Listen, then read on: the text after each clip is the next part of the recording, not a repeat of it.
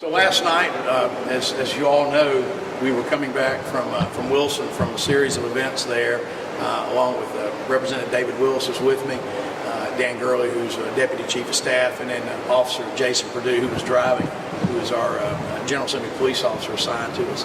And coming down the highway, and this fella, we were going highway speeds, came up behind us at high rate of speed, and rammed into the back of us once. Then hit again, then hit at least a third time, maybe even a fourth time. Officer Perdue turned on the blue lights at that point. Then the guy goes around us.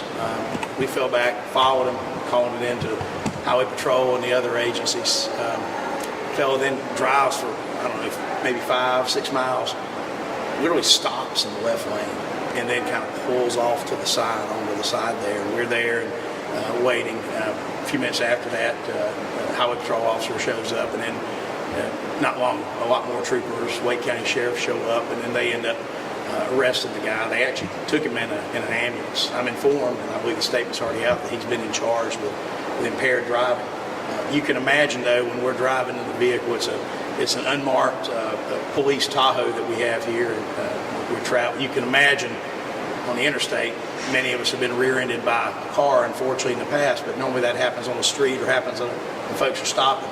But when you're moving at highway speeds and another car approaches you at a higher rate of speed and it hits the car not once, not twice, but 3 times, you can imagine the kinds of things that are going through your mind at that point, and it's intentional. But fortunately, I can tell you, Officer Perdue did an amazing job keeping control of the car. It was, had it been somebody without experience in that, the car could have wrecked, could have flipped. You never know what could have happened. The situation was handled. Police responded well. I'm just glad everybody's okay, and so we'll have to see what happened. I am told, though, that the fellow was charged with a DWI, that he was impaired when he was driving. They seem to think that it was, my understanding is, some sort of drugs of some kind, but just a bizarre situation. But at the end of the day, just glad that nobody was hurt. Do you have any reason to think that this man knew who you were, that you were targeted in any way? No, I don't believe we were targeted. I'll tell you, at the time it was happening, it certainly felt that way. But when he, kind of seeing everything after the fact, with the fact that he was impaired and all those circumstances, I don't think it was targeted. So, oddly enough, if he had to hit a car, it's probably good he hit us instead of somebody who's got trained law enforcement driving the vehicle, instead of just a young driver, an elderly driver. Who knows?